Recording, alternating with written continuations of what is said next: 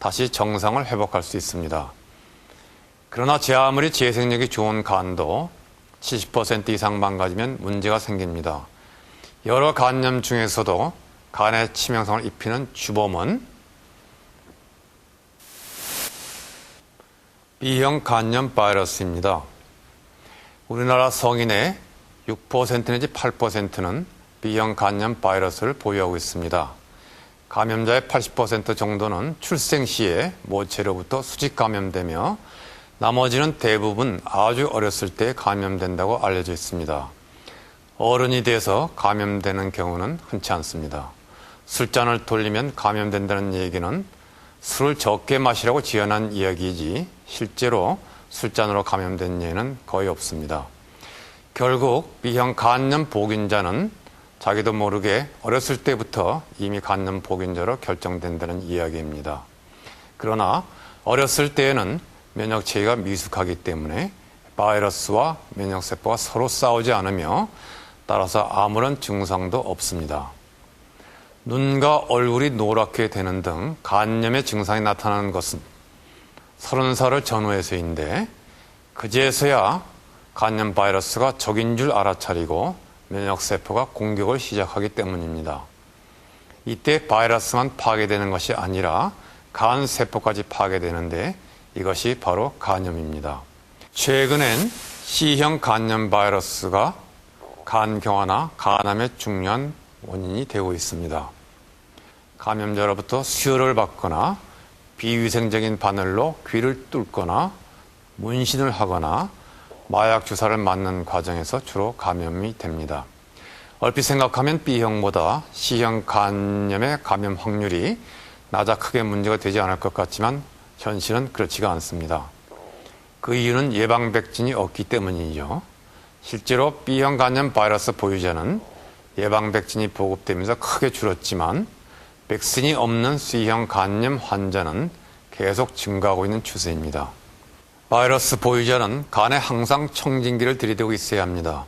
물론 간은 웬만해선 고통을 호소하지 않겠지만 관심이 있으면 보이게 마련입니다. 왠지 모르게 피로하고 무기력하거나 평소보다도 식욕이 떨어지고 소화가 잘 안 되는 것이 모두 간이 신음하는 소리인데 이때는 즉각 간 기능 검사를 받아야 합니다. 특히 특효약이라고 선전하는 일부 버섯과 성분을 알 수 없는 생약, 또 스테로이드 성분이 포함된 일부 한약재 등은 사망률이 80% 내지 90%인 급성 정격성 간 부전을 일으킬 수 있으니 매우 조심해야 합니다. 따라서 간염 환자는 주위에 옳지 못한 권유에 귀를 기울이지 말아야 합니다. 끝으로 지방간에 대해 알아보도록 하죠. 지방간은 말 그대로 간에 지방이 끼어있는 상태입니다. 의학적으로는 지방의 무게가 간 전체 무게의 5% 이상일 때의 지방간으로 진단합니다. 아마도 지방간은 직장인에게 가장 많은 병인가 싶습니다. 사실 지방간은 그리 걱정할 병은 아닙니다. 무엇보다도 증상이 없는 경우가 대부분이며 증상이 있어도 그리 심하지가 않죠. 따라서 생활하는 데는 큰 불편이 없습니다. 서로 지방간이 없어지지 않고 오래 남아있더라도 그것이 곧바로 간경화나 간암으로 발전하지는 않는데요. 지방간 자체는 위험하지 않지만 앞으로 위험해질 수 있다는 사실을 경고하는 사인입니다. 따라서 지방간 판정을 받으면 한번 멈춰서서 자신의 생활 습관을 돌이켜보고 잘못된 점이 있으면 고쳐야 합니다. 간질환에 대해서 여러분들의 질문이 많았습니다. 그 중에서 먼저 첫 번째 질문을 보도록 하겠습니다. 얼마 전에 건강검진을 했는데 지방간이라고 합니다. 현재는 아무런 증상도 못 느끼겠는데 위험할 수도 있나요? 예, 아까 말씀드린 대로 위험할 수는 있습니다만 대부분의 원인이 알코올 음주와 그 다음에 비만이기 때문에 음주를 하시는 분은 금주를 하시면 되고 비만하신 분은 체중을 빼면은 큰 걱정은 하지 않으셔도 될 것 같습니다. 다음 두 번째 질문을 받아보도록 할까요? 술을 자주 마시는 직업이라 그래서인지 지방간 수치가 늘고 간경화로 진행 중이라고 합니다. 아침에 잘 일어나지도 못하고 만성 피로에 시달리고 있습니다. 심각한데 황달도 있고 얼굴색도 칙칙하고 어둡습니다. 어떻게 할까요? 간의 기능의 상당 부분이 많이 손상된 것 같습니다.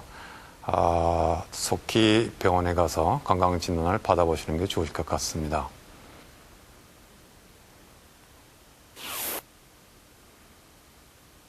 아무런 증상도 없었는데 갑자기 간 경변이 진행 중이라고 합니다. 이럴 수도 있나요? 자학 증상은 도대체 어떤 것이 있습니까?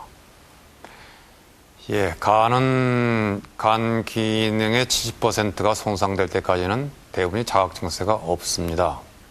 그래서 일명 간을 침묵의 장기라고 하는데 간 질환의 진행 정도를 알아보기 위해서는 그래서 가장 중요한 것이 정기적으로 1년에 최소한도 2번 정도는 체를 해서 간의 상태를 알아보고 1년에 한 번 정도는 간의 CT나 초음파 촬영을 해서 간에 종양이 있다거나 혹은 간의 경화도가 어느 정도 진행되는가를 갖다가 체크하는 것이 매우 중요하겠습니다. 다음 질문을 또 받아보도록 하겠습니다. B형 간염 보균자라고 합니다. 혹시 간암으로 진행될까 봐 걱정입니다. 어머니가 B형 간염이고 외할머니가 간암으로 돌아가셨습니다. 상당히 건강에 신경을 많이 써야 될 것 같은데요.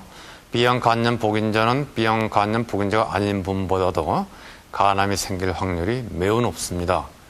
그렇게 하고 이 B형 간염 바이러스에 의한 간암은 모태 감염으로서 수직 감염이기 때문에 본인으로서도 어쩔 수 없는 예방을 할 수 없는 그러한 질환입니다.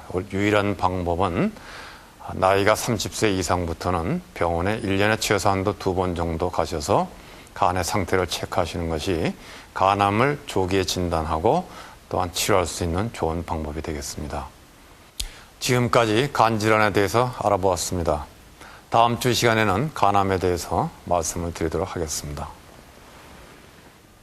이승규 박사의 간 이야기, 다음 주에는 간암에 대해서 알아봅니다. 생로병사의 비밀 홈페이지를 통해서 여러분이 직접 참여하실 수 있습니다. 생로병사의 비밀 다음 주 시간에는 세균의 역습, 약이 소용없다를 방송합니다. 혹시 감기에 걸려서 약을 드셔도 쉽게 낫지 않고 고생하지는 않으시는지요? 약에 대해서 내성이 생긴 건 아닌가 걱정해 본 적은 없으십니까? 다음 주 이 시간에는 항생제 내성에 대해서 알아보겠습니다.